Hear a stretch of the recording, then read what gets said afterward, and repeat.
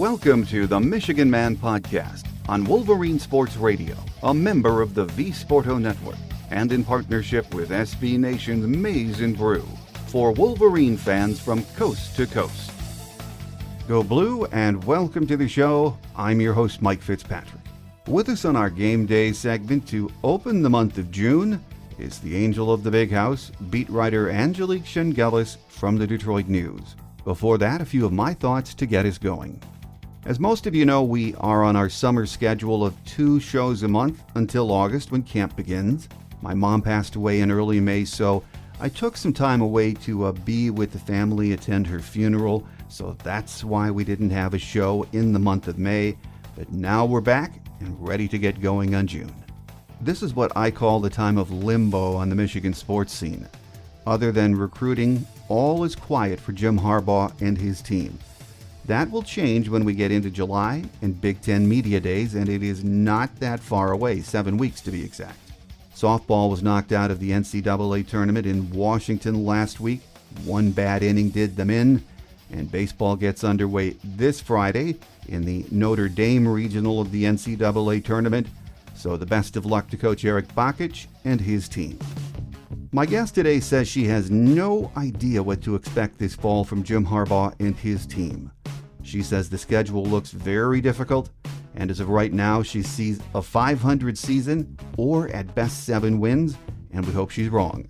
Beat writer Angelique Chengelis from the Detroit News is up next on this week's edition of The Michigan Man, so stay with us.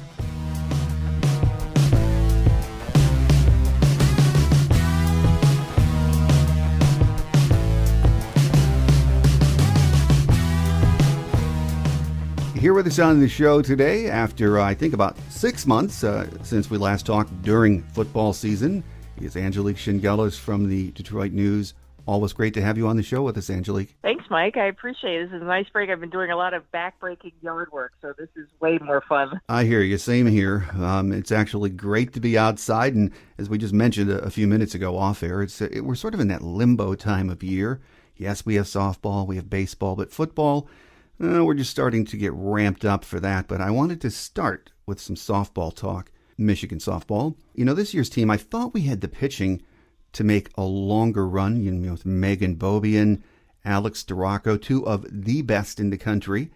But one bad inning a week ago out in Washington really brought another great season to what was a crushing end, wasn't it? It really was. I mean, it was crushing before they left when they, you know, here are the Big Ten champions, Michigan being sent out to the Seattle region to play Washington, which was also upset about their seeding, and then that winner going to the Oklahoma regional. So it wasn't a great fit for Michigan from the start, but you're right. I thought Bobian and Storako would mow them down a little bit. I thought that they would be able to get them out of that regional.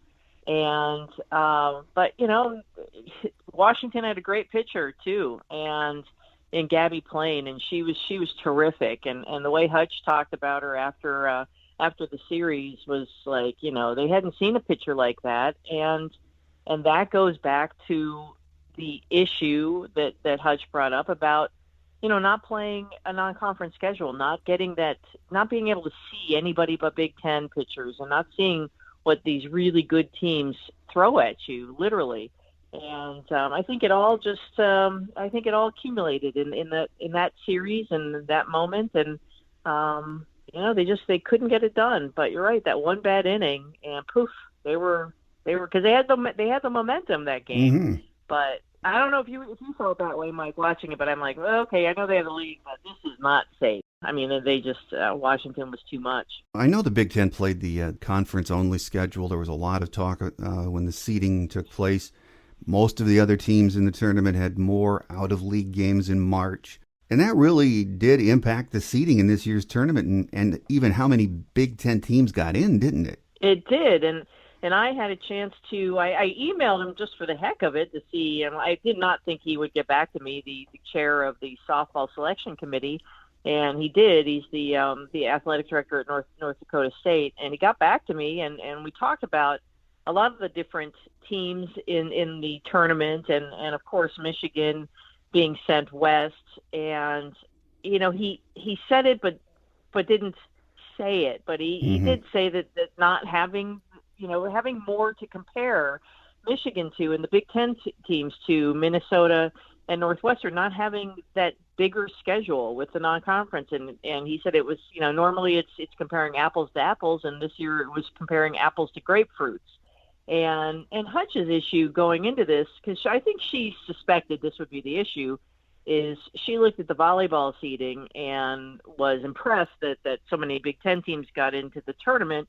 And she spoke to the chair of the volleyball selection committee, and they said, look, we understood what happened with the Big Ten, and we watched a ton of Big Ten volleyball and made the decisions from watching actual games. And the chair of the softball committee said they watched a lot of Big Ten softball too, and this was their takeaway. And it was punitive, I thought, too punitive for the Big Ten champion to be sent out there. I thought if Michigan wasn't going to host, that they would maybe go to Lexington, and that didn't transpire. So, it was tough luck, and obviously they knew what they had to deal with the Big Ten only schedule. They weren't happy with it, but it's really too bad because the pitching was really outstanding this year for Michigan. Well, I think most of us would like to see Coach Hutchins get one more shot at a national championship before she retires. And I mean, she's such an amazing coach, and I'm not sure sometimes we as fans really appreciate at Michigan just how lucky we are to have her, Angelique. She is tremendous. I mean, she's tough. She's hard-nosed. She speaks her mind. I always appreciate that. She's very straightforward. Not just with the media, but with her players. And I think they appreciate that from her. And having covered Pat Summitt, my first job covering the Lady Vol, is very similar type of coaching. And just the players love her, but, they really know that it's tough love. You saw a couple times during that game when Hutch went out and talked to them. And she wasn't saying, everything's okay. She was being very firm.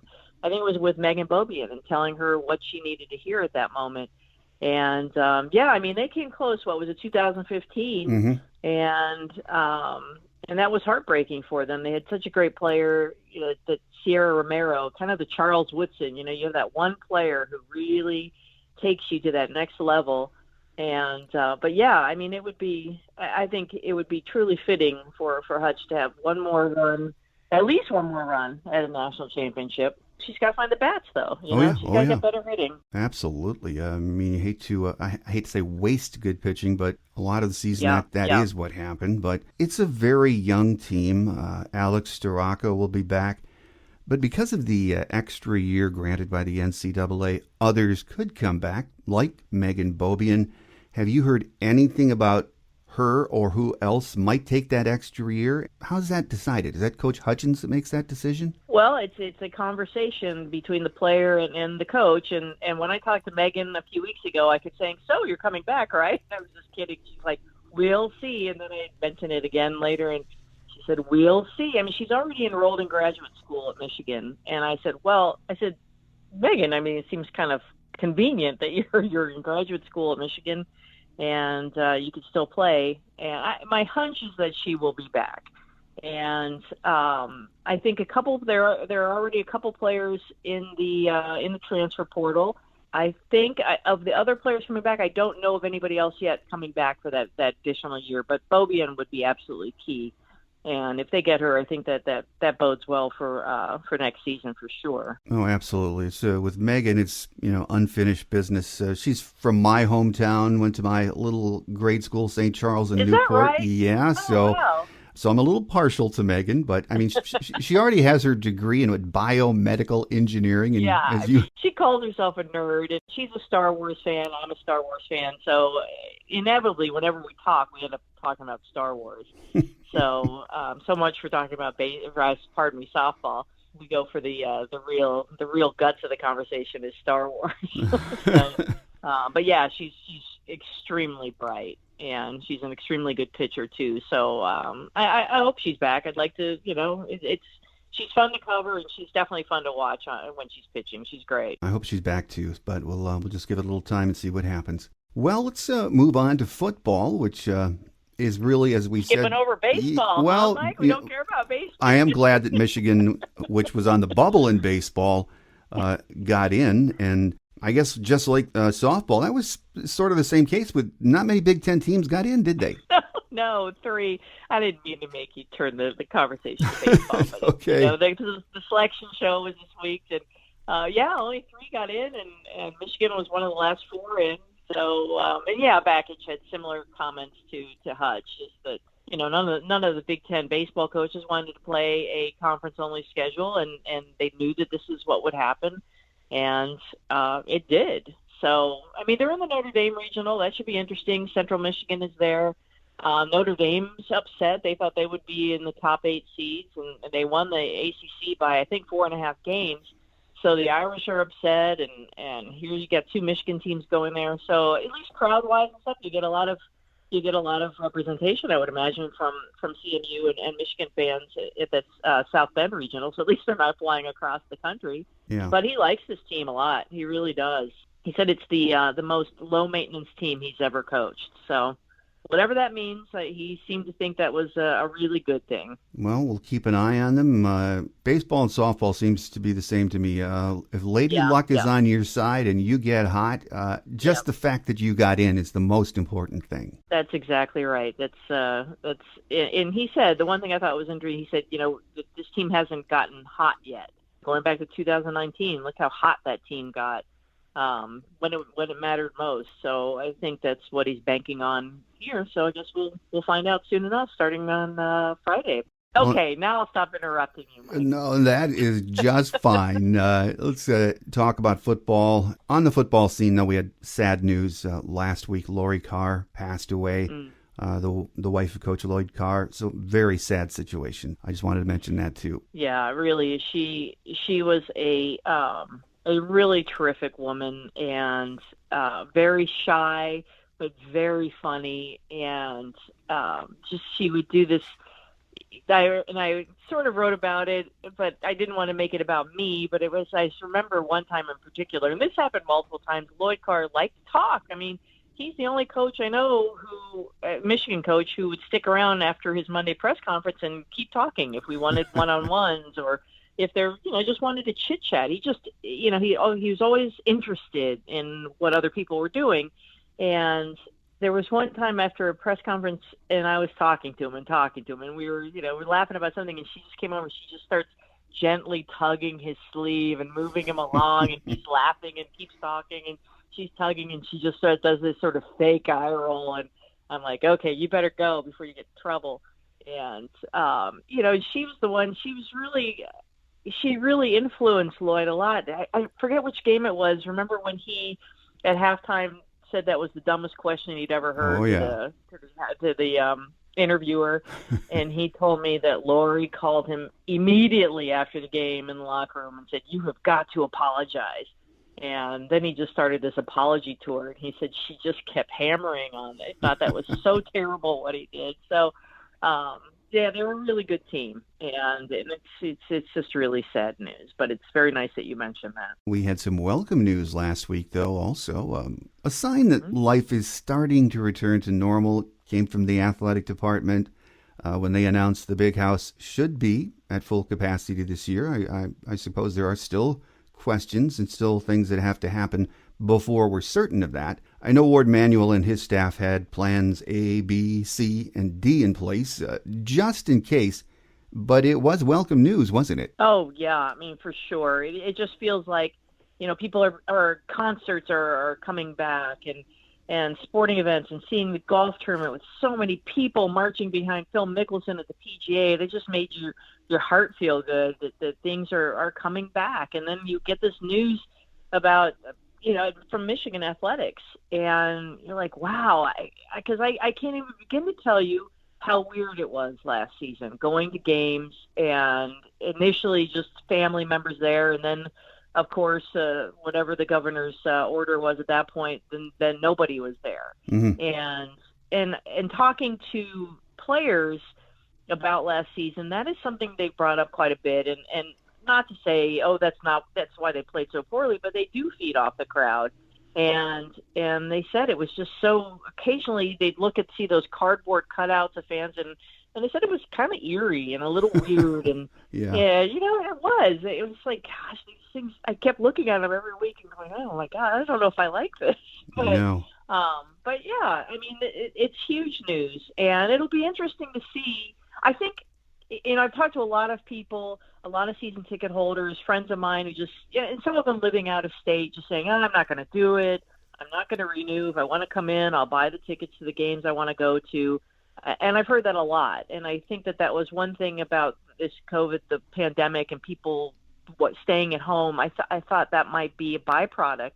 And it'll be interesting to see what those numbers will be like this year in terms of season tickets sold and what the crowd will look like. I think people are really dying to get back. Yeah. I don't think attendance will be an issue, but, I'm not sure. I do wonder about that. No, it's going to be something to watch. I mean, the fan base, a lot of people point this out, and we know from being at games, there are a lot of the senior population that have had their season tickets for a long time, and some of them might be a bit wary. You're absolutely right.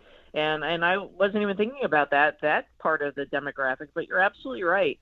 And there is something, I do think people who did watch the college football games last year, they're like, oh, this is actually kind of nice. I've got my giant screen TV. I don't have to battle traffic. You get pretty much the angles you need. And you've got your cheap, your snacks and your beer and your sodas. And, I think that there was something about that, but there's also something amazing about being in person at a sporting event, especially, when you're tailgating and you're the enthusiasm. But again, I mean, that it could change based on how this team looks. And we really don't have a great sense of how this team is going to look since no one saw spring ball and a spring game. So it may be that, because I think that there are a lot of Michigan fans with their nerves frayed a little bit about what they've seen, the product they saw last year for sure. I don't think there's any question about that. That is going to be the thing. I think that will have an impact on how many fans show up this year. But, other interesting news that sort of caught me a little bit by surprise last week was the announcement that Michigan was moving to digital ticketing for all sports in the coming year. Football being the exception, and then you can still request paper tickets this year. And again, some of our senior fans might not like this. I know they like their smartphones, but maybe not that much. But it is the wave of the future, isn't it, Angelique? It is, and it makes me sad as someone who has always collected ticket stubs. And, I mean, I found I was doing a little cleaning and found my Cincinnati Reds ticket stubs from 1975, and that stuff still means something, and concert tickets, and I love having a ticket, and I'm still one of those people. Even though I have a smartphone, I use it. It's connected to me. I still print out my ticket at the airport. I will not use my phone. So I don't know what that says about me. I hope it doesn't say that I'm old and don't understand. But I like to have the paper product. But it's going to be difficult for people who aren't used to using their phone for that. But it just seems like the wave of the future, and teams were already starting to do that last year, and obviously pro sports have been doing it. You had that option. So, not surprising, but it'll be interesting to see if there's some complaints. I bet there will be, Mike. Well, I'm sure there will be too. Not only complaints, but technological snafus, because I had read that around the country, a lot of schools started experimenting with this a couple of years ago, and it was great until the scanners went down or they weren't connecting, and then people, at the gate did not know what to do at that point. So I guess that's what concerns me. This is a really quick transition. It wasn't as if they came to us and said, hey, in 2 years, this is what we're going to do, and we're going to sort of make it an easy transition. This is what's going to happen next year. So, it's going to be very interesting to watch. You're so right about the technology, because a few years ago, well, it was more than a few years ago, it was after the 2014 season, and I maybe we were at that game, that last Brady Hoke game, and they announced 100-something, and it was like maybe half full. And I filed a Freedom of Information Act for the tickets, the actual tickets sold and the actual tickets scanned for that year and the year before. And I used 2010 as my base after they expanded the stadium. And I remember talking to someone at Michigan about, the discrepancy in numbers from that season. And I was told that, well, sometimes the ticket scanners, it's cold and they don't work right. And so they probably didn't scan these tickets in, which didn't sound completely legit to me, but maybe it does happen. And that is something that's going to be a concern going into these cold weather games too. If the cold really does affect the scanners, and geez, why wouldn't it? I'm sure they're not developed to be out in our 30-degree balmy weather in November. No, it's going to be a challenge, but hopefully the athletic department realizes that and has everyone up to speed, but we shall see. Again, last week, Angelique, kickoff times announced for Michigan's September games, and I think Ohio State too. Other than the Washington game being a Saturday night game, the other three are noon kickoffs, which makes you and I happy, I know. Like those noon kicks. Oh, yeah. But you know what? I have to say this, too. I've switched my allegiance. I used to be noon, 3:30. Now I don't like 3:30, and it's like noon or night game. Because that way, noon, you still have your evening left if you maybe want to go get dinner after you work the game. Or, you have all day before a night game. Mm-hmm. And, yeah, you feel like you've been on a red eye. Because by the time we get out of the press box, it's like, usually it's about 2 in the morning. And I live an hour away, so I get home about 3. So I always feel like I've taken a red eye the next day, and I take a couple days to get over it. But I've actually grown to like the night game. But yeah, I definitely prefer a noon game, and wasn't surprised to see Washington set it in prime time. And I would imagine, I guess it depends. I think Penn State will be pretty good this year, so I would imagine that'll be a whiteout game, won't it? I don't know if they've set one yet. And that'll probably be a night game. But otherwise at home, there probably will be another one. They can have 2, unless they've changed that rule. I don't think they have. And then, but yeah, there'll probably be another night game, and you and I can gripe about it. I'll just let you gripe about it, because I'll be okay with it. Yeah. Well, no, I'm sort of like you. I mean, let's do the noon kick, 3:30. You're right. That's your whole day. And the night games, they're just so much fun that if there's one or two a year, you're right. The recovery time for me too is a couple of days, but they're so much fun. So not going to complain about that anymore. Some other news last week that maybe raised a few eyebrows. At least my listeners were hitting me with it. Was Josh Gaddis getting the extension on his contract and a pay raise. And from what I hear, the deal was probably finalized in April. Fan reaction in some quarters has been negative, which, again, I know is understandable.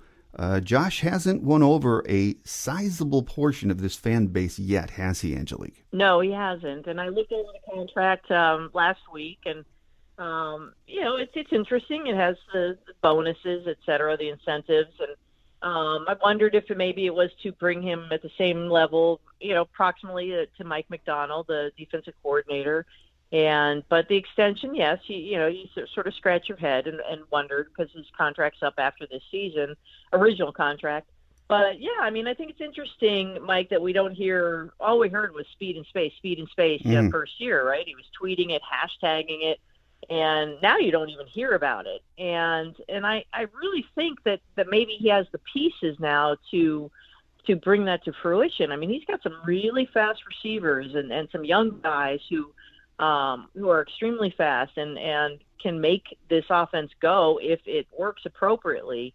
And I thought it was interesting talking to him, and I thought it was very telling that, they have a script for the game, and it's, when it wasn't going their way, they get down by 17, suddenly nothing's working right. And I'm thinking, well, aren't you accommodating when you're creating your script for the game? Aren't you accommodating getting behind? And I thought, well, it seemed like that was something lacking. Like they weren't prepared for that. But, I think from what I've spoken to some of the coaches on the staff, he's a smart guy. They feel like he can get this done. There is a lot of confidence in how he's running the offense. It's just that no one has seen it yet. And that's what makes this all head scratching and hard to believe. But, hearing it from people in there who, we're chit chatting. We're not talking for story or whatever. And they feel more comfortable talking that way. They feel like the pieces are there. It really hinges, at least in the way they feel, and certainly the way I'm looking at it, on quarterback play and how that's going to get things, how whoever it is going to make things run. And that's going to that's going to make or break Josh Gaddis this year for sure, I think. Well, we haven't talked, as I mentioned at the top of the show, since the end of the season, and a lot has happened around Michigan football since then. The coaching staff changes being the most notable, and I've seen this happen at other schools in my lifetime, never at Michigan. It was basically cleaning house, wasn't it? It really was. I've told this to several people. It feels like a whole new coaching staff coming in. It just feels like the first year of a new staff. And you say that, and typically the first year of a new staff, you kind of give people a little slack, and maybe they're not going to win as many games, but they're just building. I don't think that's going to be the case for Jim Harbaugh, who's entering his 7th year. But if you stand back and look at it, it is a new staff. It's a new defensive system. It's just a lot of new faces, especially on that side of the ball. And we're not even talking about the recruiting staff and that aspect of it. But I just don't think people are going to look at this and say, oh, okay, let's give them another year. Let's get their feet wet. So I don't think there's going to be that patience from the fan base. But and maybe they don't have that patience. But I will tell you, again, talking to players, Mike, they love the staff. They connect with these guys, especially mostly the defensive players I've talked to. And again, just some privately, and they're very confident in Mike McDonald, and they really just like the energy, and I know they've said that publicly too. But it's talking to some of them, they just said practices were fun, and people might say, oh well, it's whatever, but you gotta have fun. If you're having fun in practice, then you're probably learning better. And that's going to, you think, carry over into games. So time will tell, of course, but I think the general reaction from the players has been very positive. And, whether that translates again, we'll find out soon enough. Yeah, and that's what I've heard, that the players love the new staff. But, when we look around the country at other schools that have made wholesale change like this, you sort of realize it's going to take a period of time before you see that impact on the field, which is going to make Michigan fans go ballistic if someone says that. But in reality, it's no simple matter to correct what we saw last year or this team's issues in just a few months. Not easy at all. And then you add in the fact you've got all these new voices on that coaching staff. You're absolutely right.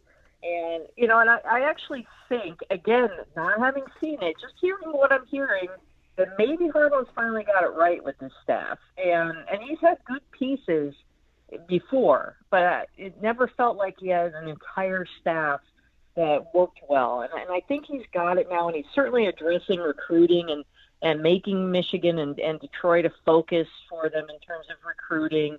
With the additions of Mike Hart, obviously, and Ron Bellamy and Courtney Morgan. And, I think having Mike Hart on the staff is huge. I think he is, I've known him for a long time, and I just think he's a super smart guy. He tells people, he's extremely straightforward, kind of like I was talking about Hutch and Pat Summitt, and, doesn't sugarcoat anything. And maybe a lot of these athletes now, maybe they're not used to that. But I think he's going to. One of the changes I thought needed to be made, and it was not a personal thing with Jay Harbaugh. For years I kept saying, I just don't think he should be coaching the running backs, and didn't like the whole rotation. And I think that Mike will bring something different to that running back room, and has brought something different. And that's going to be. I really think that's going to be a position that's consistent and improved. And so I think, I'm just focusing on Mike there, but I think that the changes are good. But again, I'm not looking at the season and thinking, oh boy, they're gonna really surprise people. I think it's going to be a struggle, but I think that they've made the right changes. We mentioned that recruiting is probably a big factor in a lot of those changes. I was surprised to hear from different quarters around the country and high school coaches that over the last 5 years, in certain areas like Ohio and other areas, they didn't think Michigan was following through on recruiting visits and whatnot, which sort of surprised me because, if you look at Jim's first 5 recruiting classes, they certainly are pretty darn good by any measure. But a lot was said by recruiting writers that, no, Michigan has to get younger on that recruiting staff, and they have to realize that the recruiting game has changed in how you deal with these young players and their families. And I suppose we're going to find out rather quickly because June is this month is going to be a very, very big month for visits on campus. And, a lot of the recruiting analysts seem to think that because of COVID and because these kids are just sick of Zoom calls and phone calls, that there are going to be a lot of commitments in June. So we're going to find out if that young staff has been doing their work. Well, I think that's all very true. And I think as much as all of us are we want to go to sporting events, I'm sure these young recruits want to get out and see the campuses and maybe some will make knee-jerk reactions and commit, on the spot and then obviously think about it later. But, I think there's going to be a lot of enthusiasm on that front. And you're right. They have to finish. They have to be finishers. And I agree with you in terms of a younger staff is going to have more energy recruiting. And I say that, and I never want to sound like an ageist on that because I think back, and it's probably not a nice name to say around here, but I thought Greg Madison was a tireless recruiter. And he was an older guy who attacked Ohio in recruiting. And look at those guys that he brought in on that defensive line who, were NFL draft picks. So I don't think it's always young is better, but I think young is definitely something that Michigan had to go in terms of recruiting. And you bring in a guy like Courtney Morgan. And I think it's also interesting. I mean, you look at 3 former Michigan players are now on the staff. And then you add Doug Mallory, who's an analyst. So that's 4. And I thought that was an important change, too. And I always thought that was, yes, Harbaugh had Tyrone Wheatley initially, but I always thought that was something that was lacking because I think you do need to have those guys who have some connection to the program and obviously have been coaching and certainly know recruiting in this area. And I think they've struck the right balance now in terms of making Southeast Michigan important, making the whole state of Michigan important, but making this area in particular important. Because I remember talking to a couple of the coaches, high school coaches, a couple of years ago, and their feeling was, Ohio State's up here all the time, Ryan Days, and, they're just coming up here. And there was a little bit of the attitude at Michigan where it's like, they know where we are, they know where Ann Arbor is. They live in the state. They'll come and find us.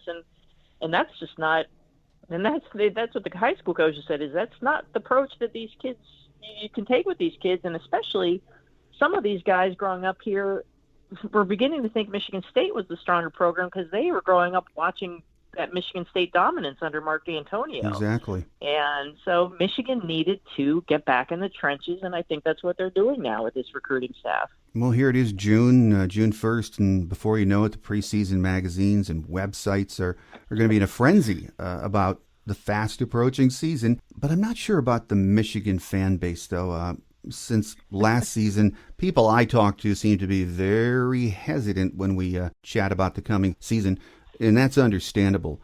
Expectations don't seem to be very high for this year's team, do they? No, they don't. And I can certainly see that. And I have not done my thing where I just go game by game, but I sort of did. I about 2 weeks ago, I went and looked at all the teams, all of Michigan's opponents, and how they look coming off of spring. And trying to get a sense of, it was just more of just here they are. This is what Washington looks like coming out of spring. And as I went through the schedule, I thought, this is actually a pretty tough schedule. There's some non-conference games that won't be. I mean, Northern Illinois didn't win a game last year. They should be improved. They got Rocky Lombardi, who has beaten Michigan once already, is now their quarterback. But I look at the schedule, and I'm just like, gosh, is this a 500 team? I mean, maybe it's 7 wins. I don't know, but I feel myself saying 500. And I, again, I just haven't really looked at it really hard, but because there's still an unknown at quarterback. Yeah, Cade McNamara came out of spring ball as the starter, and everybody, I think, would have expected that. Although I think probably some people thought J.J. McCarthy would just, come in and take it over. But there's a graduate transfer quarterback coming in, and maybe he's going to be really good. Don't know yet.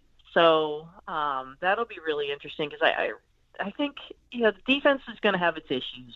They're still finding their way. I think again they've made some good changes. It'll be really interesting to see how Aiden Hutchinson works in this defense. I mean, and Dax Hill. Those will be the two focal points of this defense, and they will be made to succeed in the defense in McDonald's scheme.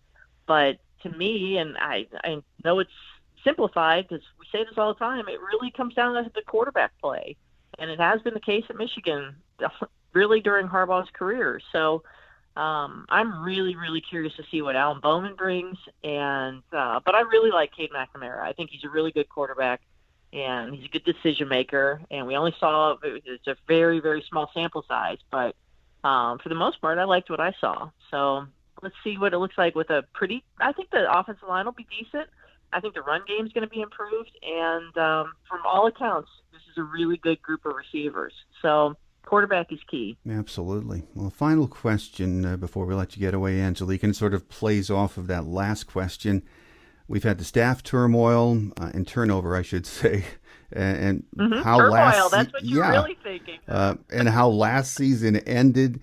Do you think Jim should be expected to turn this around quickly, or is it really more practical to admit and accept what we're really looking at this year is a rebuild? I think it's reasonable to say that, but I don't think anybody can honestly say that. I just think Michigan fans are so fed up, and rightfully so. I mean, this is year 7, and you marvel at other staffs, that seem to maintain some stability, and this staff hasn't. And again, I do think these changes. Yes, the exit door was definitely wide open for coaches being pushed out, but I think he's brought in some good ones. So I think you give him some good marks for that. But other than that, I don't know, Mike. I mean, I think that yes, reasonable people will think, well, we were discussing this is like a whole new staff coming in, but it's just hard in the year 7 of the head coach to say, yeah, let's give them 2021 and let's let them figure it all out. It's just you can't keep doing that because this fan base has been so starved for so long. I mean, gosh, a Big Ten championship is a lot to ask this year for sure, but just be competitive in the big game, in the Ohio State game, and that hasn't been the case for a couple of years. For really, I mean, you can go back to 2016-17. But since then, I mean, come on and win some of those big games on the road and not need triple overtime to beat Rutgers. And that's the thing. This Big Ten East division, I really do think it's something the Big Ten has to look at, and it's becoming so dominant. Greg Schiano is getting that program in shape at Rutgers. You look at Indiana and what Tom Allen's done there. This is a really brutal division, and it's going to be it's definitely a huge uphill climb for Michigan, but I don't know. I think it's hard to cut Harbaugh and the staff slack, even though you feel like you should. It's just hard to, because I think people have been waiting too long, and it's certainly reasonable to expect a lot from Jim Harbaugh in year 7. Well, soon enough, we'll be getting together to preview the season, and I think the closer we get to that, a lot of the fan base will sort of change their tune and be ready for Michigan football, and even support it until they lose a few games. But so until you're right, it will change. People will get very, and they probably are. Everyone's eager to get to college football season. There's something electric about it that changes everybody. But you're right. After a few weeks, then let's take the temperature. Oh yes. So until August, enjoy your summer, Angelique, and we look forward at that point getting back together and talking about the upcoming season. And as always, I'm sorry, I was going to say I really look forward to that, Mike. I really do, because last year was so strange in terms of what we're talking about, the college football season. it was strange, and I can't wait to see a real normal quote football season. I think all of us feel the same way. It's going to be very different in another 2 months as we get into August and get ready for the season. So again, we look forward to that next visit. Thanks, Mike. I appreciate it. You have a wonderful summer as well. Don't work too hard in the yard.